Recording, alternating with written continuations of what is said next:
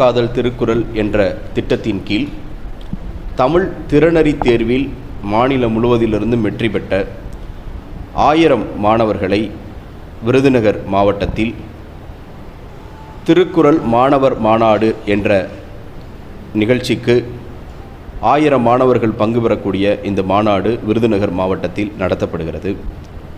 திருக்குறளை மாணவர்களுக்கு அதனுடைய பெருமையை எடுத்துச் சொல்லவும், அடுத்த தலைமுறையினருக்கு தமிழ் பண்பாடு, திருக்குறள் போற்றும் விழுமியங்களை கடத்துவதற்காக 2 நாட்கள் பல்வேறு திருக்குறள் சார்ந்த அறிஞர்கள், ஆய்வாளர்கள், இசையமைப்பாளர்கள் உள்ளிட்ட பல்வேறு தரப்பினர் கலை நிகழ்ச்சிகளும் மாணவர்களுக்கான போட்டிகளும் நடத்தப்படுகிறது. இந்த மாநாட்டிற்கு 38 மாவட்டங்களிலிருந்தும் 800 மாணவர்களும் 200 ஆசிரியர்களும் வருகை தந்திருக்கிறார்கள்.